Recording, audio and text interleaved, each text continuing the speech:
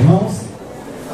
Estive com o pastor Marino algumas semanas atrás, ele me estendeu o convite para estar aqui neste sábado. A agenda estava apertada, mas não, eu tenho que ver meu amigo, porque nós estamos na mesma cidade e às vezes a gente acaba viajando a outras cidades, outros estados e se esbarra em outros lugares e não aqui na nossa casa, né? Então, ontem eu estive em Ribeirão Preto, na festividade de 82 anos do pastor Antônio Santana. E hoje de manhã o voo atrasou porque a seleção da França tinha prioridade para sair de Ribeirão Preto para o jogo da Copa, deixou 4 voos esperando lá, né? Finalmente chegamos em São Paulo, já era meio-dia, aí corri em casa, troquei de roupa e estivemos à tarde com o pastor Hélio aqui em São José dos Campos, na reunião de obreiros, e agora estamos aqui para terminar a jornada deste dia, né? Louvando ao Senhor pela oportunidade de estar aqui com vocês. Quero agradecer a Deus também pelas Assembleias de Deus de Madureira, que tem uma marca muito especial na vida da minha família e também na vida do IBAD. Os meus pais, para quem não conhece, meu pai é o pastor João Colenda Lemos, de saudosa memória. A minha mãe, a missionária Doris Lemos, também, que já dorme no Senhor. Eles são missionários que vieram ao Brasil em 1951 com a chamada de Deus para começar o Instituto Bíblico e sentiram que deveria ser aqui em Pinda. Mas esse sonho já vinha no coração deles e quando chegaram em 51 encontraram muita oposição. Principalmente pastores que não acreditavam na possibilidade de se estudar sistematicamente a palavra de Deus, um estudo estruturado para poder aprender mais e melhor se preparar para servir a Deus. E essa oposição foi muito séria. E naqueles anos, quando o pastor Colenda chegou até a ser proposto ser excluído da Assembleia de Deus, um dos grandes amigos do papai, que se tornou um grande amigo e defensor da causa do ensino, foi o pastor Paulo Leivas Macalão, que é o patriarca das Assembleias de Deus de Madureira. E eu me lembro, já com o IBAD fundado, que foi em 1958, e eu já estou beirando 60 anos, né? Parece que eu tenho mais que isso, mas só tenho 58, indo para 59. E a gente ia para o Rio de Janeiro, lá para os anos 62, 63, 64, e sempre íamos na casa do pastor Paulo da Irmã Zélia. Visitávamos ele, Paulinho. E me lembro de muitas visitas e do carinho e do apreço que eles tiveram com a nossa família. E nós somos muito gratos à Assembleia de Deus de Madureira, porque naquela hora de dificuldade, de luta, de adversidade, eles emprestaram o seu ombro amigo e estiveram ao nosso lado. E posterior ao falecimento, ao passagem para o Senhor do pastor Paulo, o bispo Manuel Ferreira também se tornou um grande amigo e também defensor da causa teológica, chegando a enviar seus 2 filhos, o Samuel e o Abner, para estudarem conosco ali. Por isso eu faço questão de mencionar isso, uma dívida de gratidão que temos com a Assembleia de Deus de Madureira, pela amizade e pelo carinho que vocês tiveram conosco, e por isso me sinto em casa essa noite. Me sinto aqui muito bem com meus irmãos, e para mim é uma alegria estar aqui. E todas as vezes que tivermos oportunidade, pastor Marinho, pode estar certo que eu estou aqui ao vosso dispor, tá bem, meu amado? Bem como os pastores de congregações, viu? Se precisar que alguém vai dar um glória lá com vocês lá, tá? Se não tiver muito rouco, pode me chamar que será um prazer muito grande estar com vocês. Bem, irmãos, algum tempo atrás, tinha um senhor já aposentado, chegando aos 70 anos de idade, e ele começou a pensar e notar que a esposa dele estava ficando surda. Então ele ligou para o médico e falou assim: olha, eu acho que minha esposa está perdendo a audição, eu preciso marcar uma consulta para ela. E ele queria marcar essa consulta com urgência, e o médico falou: olha, eu só tenho vaga daqui mais ou menos uns 15 ou 20 dias. E ele queria que a esposa dele fosse vista mais rápido, e o médico sugeriu o seguinte: olha, como eu não posso vê-la agora, eu vou dar um teste para o senhor fazer com a tua esposa, e o senhor aplica esse teste nesses próximos dias, e quando o senhor chegar para a consulta, a gente já sabe como é que está a audição dela. E ele falou: qual o teste? É o seguinte, Você chega perto lá, quando chegar na sua casa, você grita alguma coisa para ela, fala com ela, chama ela a uns 10, 12 metros de distância, né? E vê se ela te ouve. Se não te ouvir, você vai chegando mais perto e fala de novo a mesma coisa. Se ela não te ouvir, você chega mais perto. Aí você chega bem pertinho, uns 2, 3 metros e fala de novo. Se ela não te ouvir ainda, você chega bem encostadinho e fala, para ele saber a distância que ela está conseguindo te ouvir. Ele falou, tá bem. Ele chegou em casa aquela noite, lá da sala, gritou assim, Benzinho, o que tem para janta? Nada. Aí ele chegou uns 2 metros mais perto, falou assim, Benzinho, o que tem para janta? Nada. Chegou a uns 5 ou 6 metros de distância, Benzinho, o que tem para janta? Nada. Quando chegou a 2 metros do ouvido da esposa, falou assim, Benzinho, o que tem para janta? Ela encosta lá na pia. Aí ele chegou bem pertinho do ouvido dela e falou assim, Benzinho, o que tem para janta? Aí ela de novo respondeu, pela 5ª vez, frango.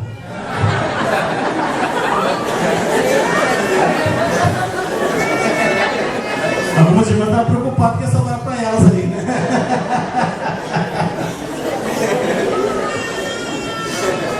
É bom nós nos distrairmos um pouco, não é, irmãos? Faz bem para o espírito sorrir. Eu quero, o pastor Marino mencionou alguma coisa sobre o engajamento dos crentes das próximas eleições, e eu quero aqui também corroborar a palavra do pastor Marino, dizendo que é muito importante que o crente ele participe. Hoje o Brasil está caminhando numa direção muito perigosa, porque existem muitos deputados, muitas pessoas envolvidas na política que não têm nenhum princípio de temor a Deus ou a palavra de Deus. E hoje o Brasil está num momento crítico, sabe? Tem gente que fala, esse deputado é endemoniado, esse deputado está cheio de Satanás. Como eu ouvi falar outro dia, eu falei assim, olha, tem demônio que não sai nem com jejum e oração, só sai no voto. Né? E por isso que eu quero encorajar os irmãos, né, a votarem com bastante consciência, e a liderança da nossa igreja pode estar, sabe, orando com os irmãos a esse respeito, para que nós tomemos decisões conscientes e coloquemos homens que têm temor a Deus e temem a sua palavra, para que o Brasil possa ainda ser uma nação livre para cultuar o Senhor, onde nós possamos ter a liberdade de expressar a nossa crença religiosa, onde nós possamos ter a liberdade de ter o culto ao Senhor nas escolas, onde quer que seja. Por isso é muito importante o engajamento dos irmãos, e eu apoio as palavras do nosso pastor nesse sentido. Vamos para a palavra de Deus, porque a hora já está passando. Eu quero convidá-los a abrirem suas Bíblias lá em 1 Coríntios capítulo 10, começando com o versículo 14 e indo até o versículo 22. 1 Coríntios 10, 14 a 22. Os irmãos podem ficar sentados como estão para lermos a palavra do Senhor. 1 Coríntios 10, 14 a 22, a palavra de Deus diz o seguinte: portanto, meus amados, fugi da idolatria.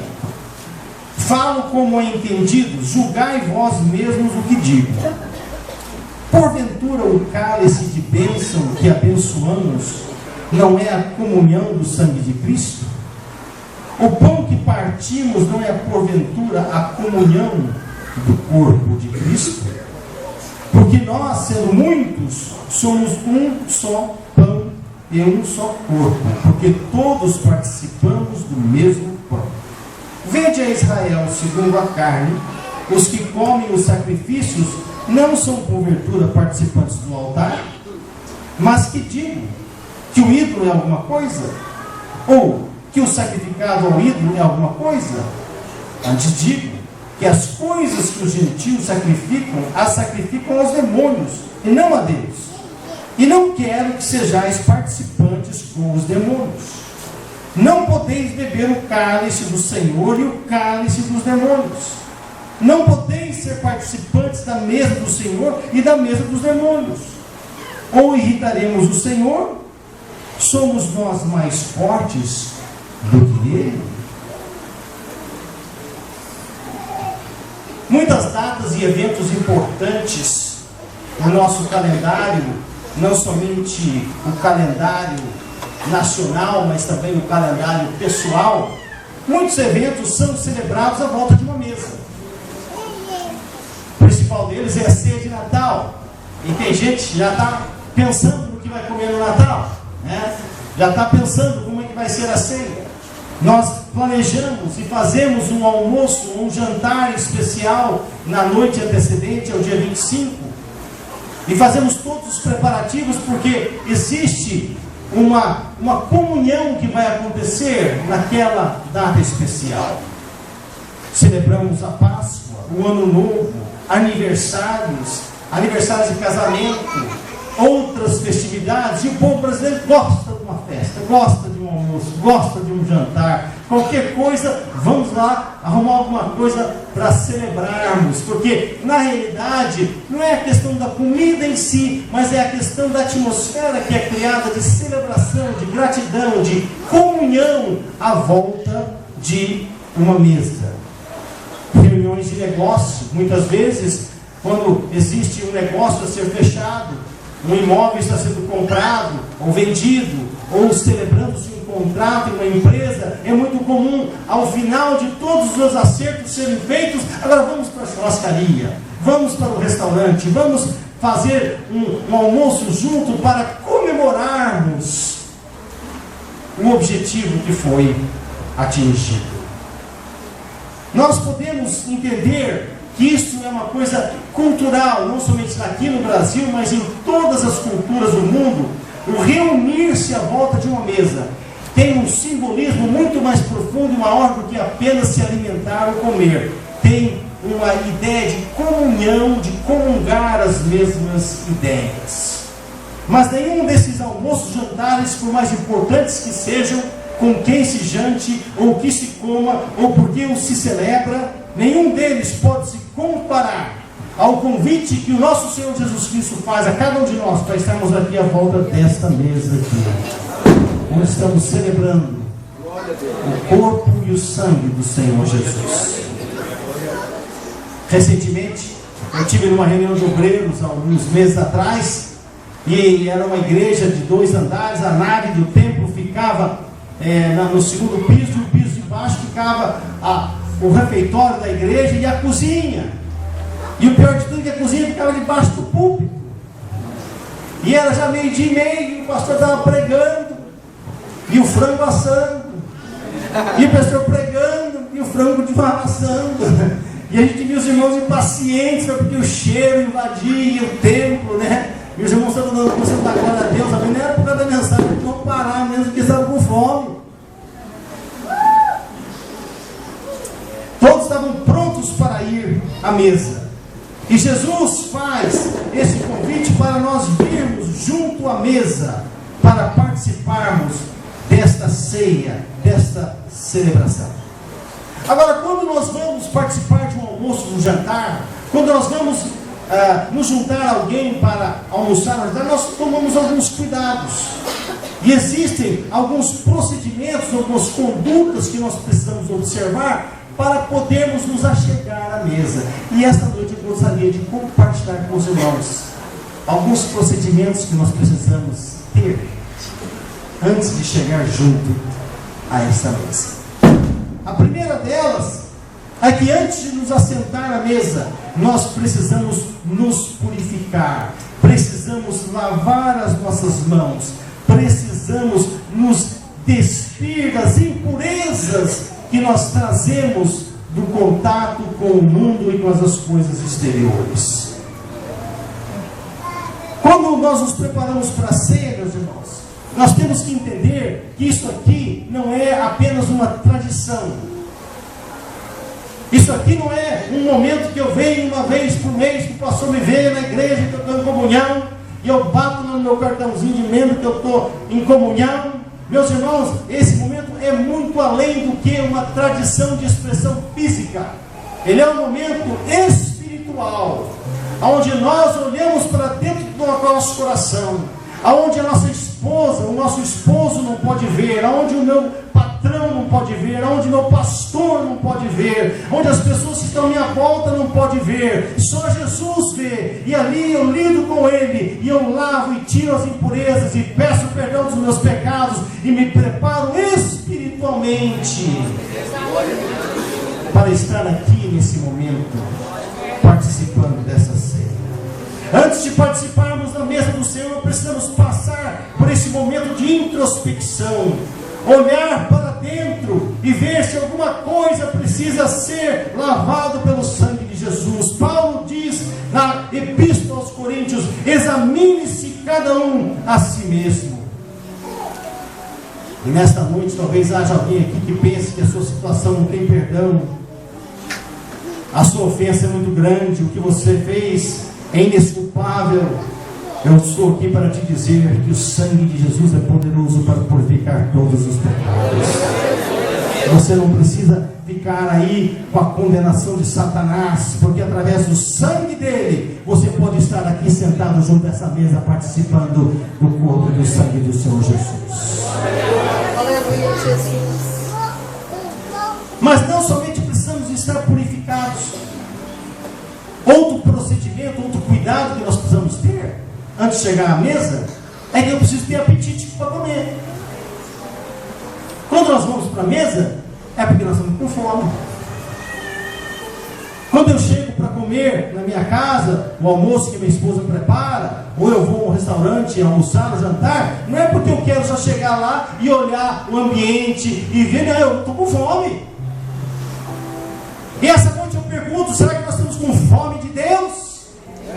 Será que o nosso coração ansia de se alimentar da palavra de Deus?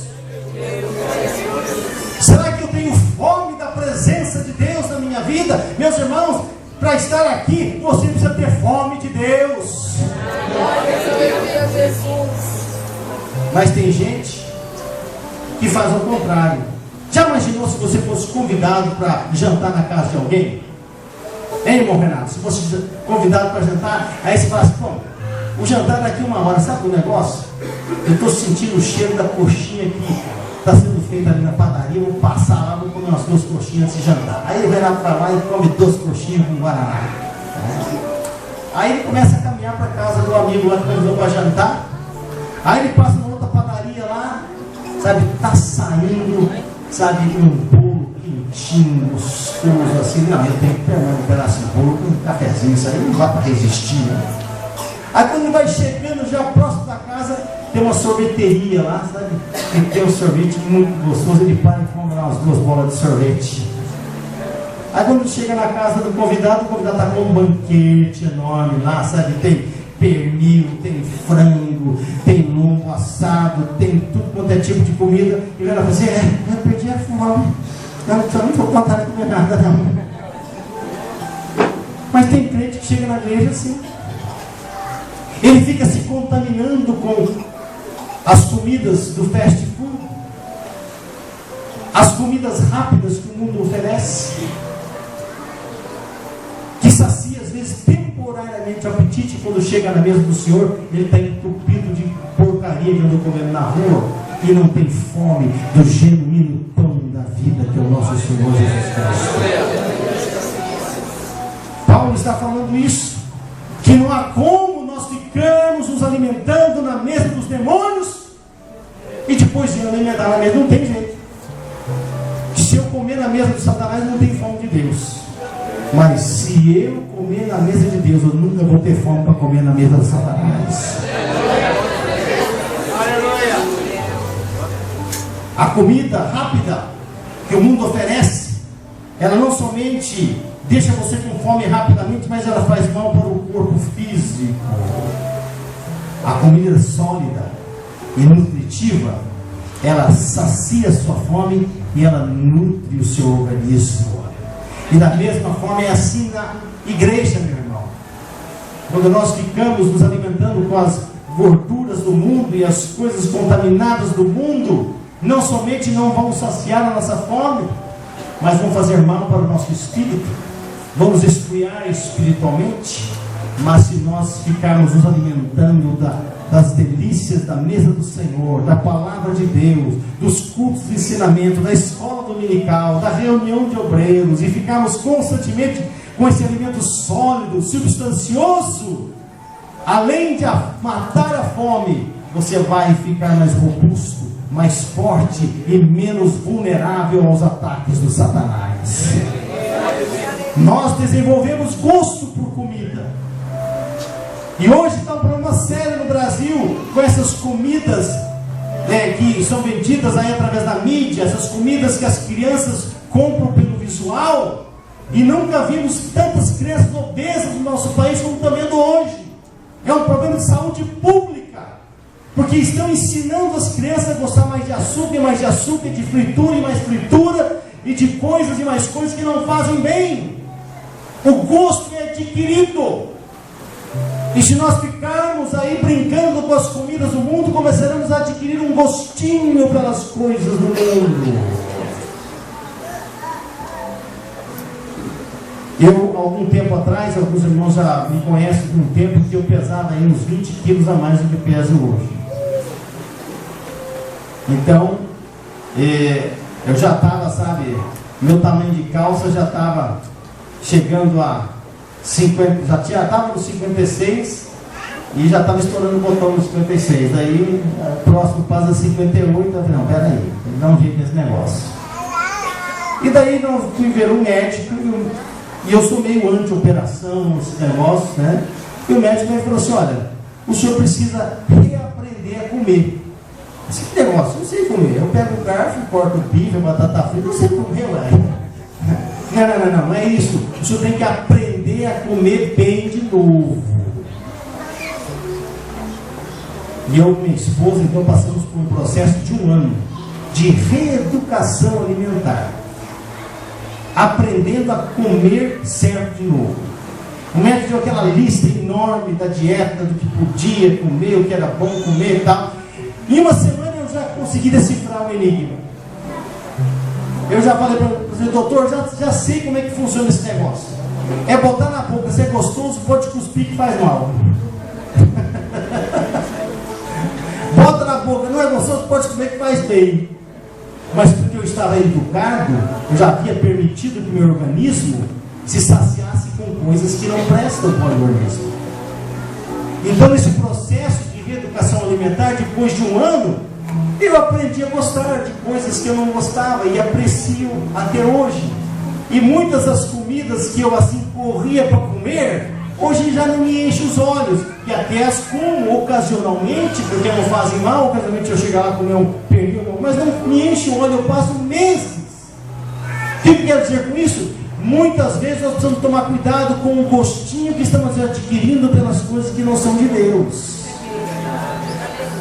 E quando nós começamos a sentir prazer nessas coisinhas, nós precisamos ter cuidado, porque se nós não cortarmos ali, aquilo vai acabar acabando com as nossas forças espirituais. E nós vamos estar, com uma condição espiritual, assim, detrimentada, toda arrebentada, porque estamos comendo da mesa de Satanás, não da mesa de Deus. Terceira coisa, rapidamente, a mesa é um momento para você apreciar o que está acontecendo. Nesta noite, meus irmãos, precisamos achar gosto em estar aqui. Não é eu tenho que estar na Santa Ceia, não é eu tenho que ir para a ceia, não. Eu estou indo para a ceia, glória a Deus. Esse é o momento que eu preciso passar, ter alegria de estar aqui. Não é um momento pesado para mim estar aqui. Nós vemos os restaurantes hoje, o tempo médio de uma pessoa no restaurante é de 40 minutos. Sabe por quê? O dono está doidinho para você entrar, comer, pagar a conta e abrir lugar para outro.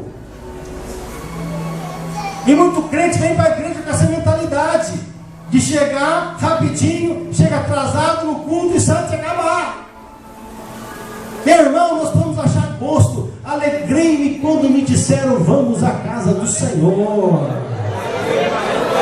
Eu tenho que encontrar satisfação de estar aqui na igreja, alegria de estar junto com os irmãos, alegria de estar vendo as coisas de Deus.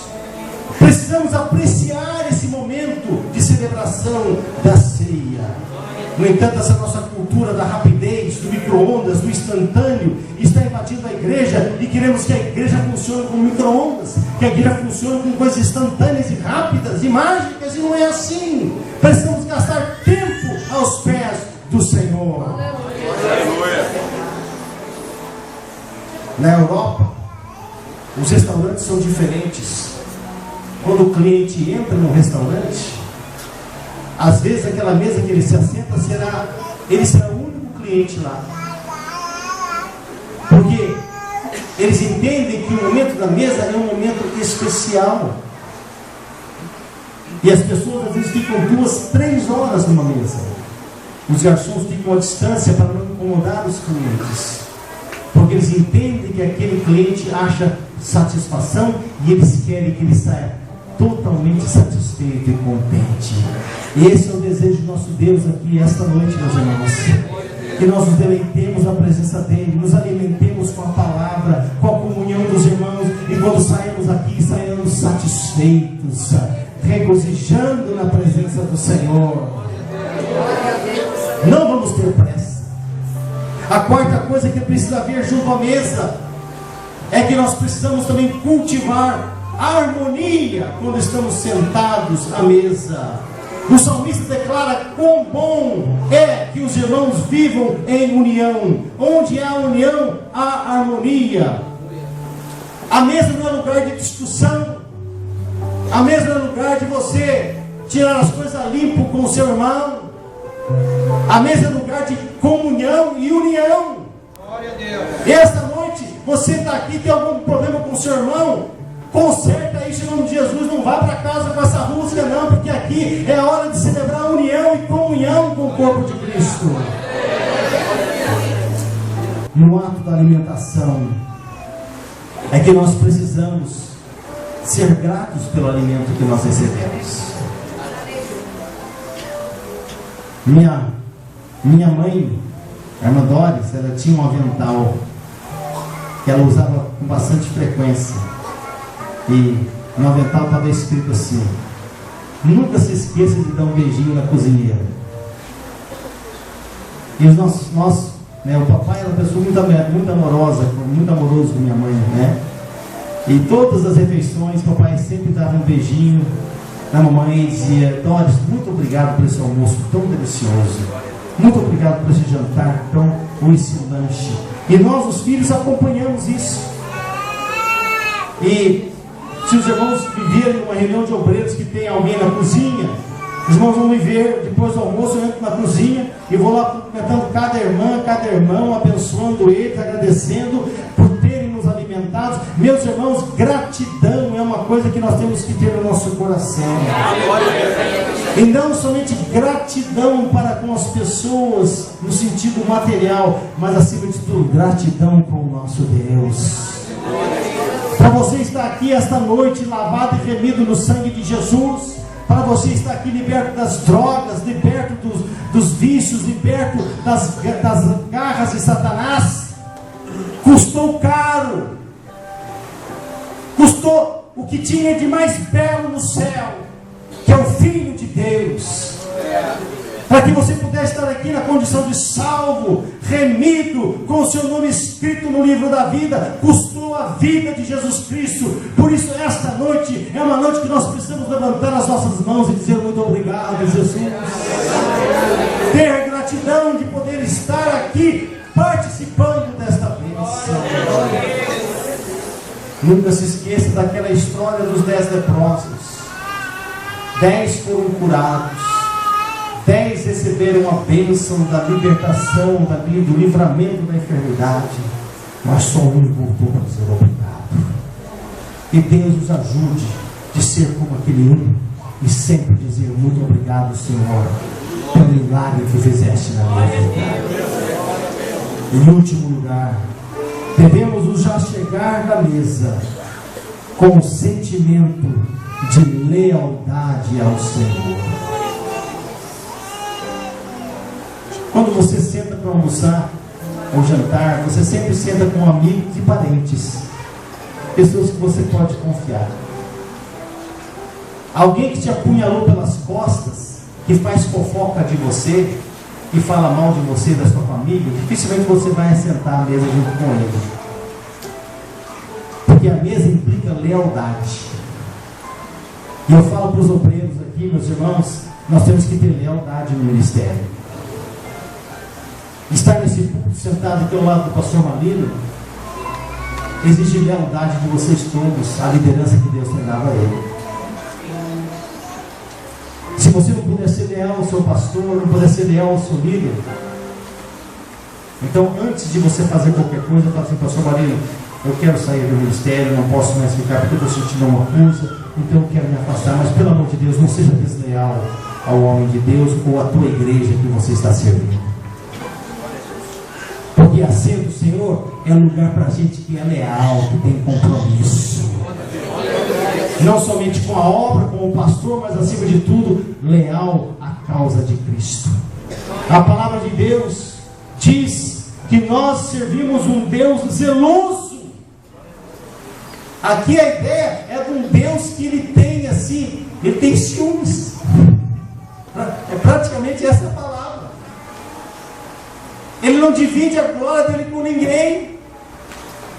E meus irmãos, depois que Jesus fez por nós, por que eu iria querer seguir um outro Deus? Seguir um outro caminho? Seguir uma outra fé?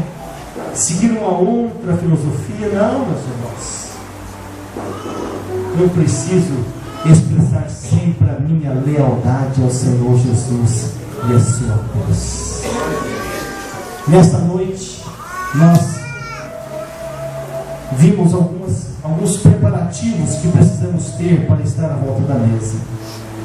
Recapitulando, primeiro, precisamos nos purificar. Diga comigo, purificar.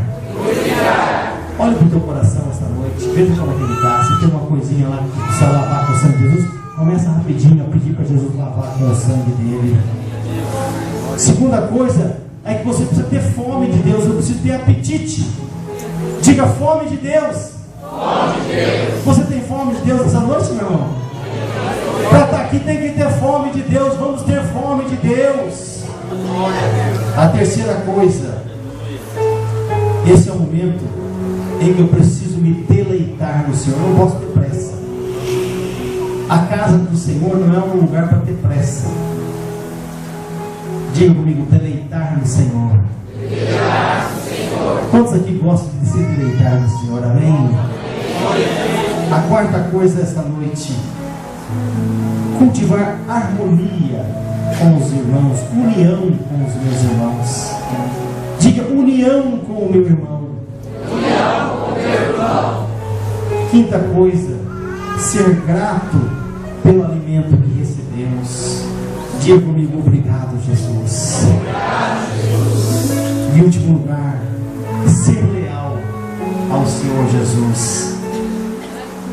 Confessar que Ele é o meu Senhor. Diga comigo: Senhor Jesus. Senhor Jesus. Eu sou leal a Ti. Eu sou leal a Ti. Pois Tu és o Senhor. Tu és o Senhor da minha vida. Que Deus abençoe a todos no nome santo de Jesus.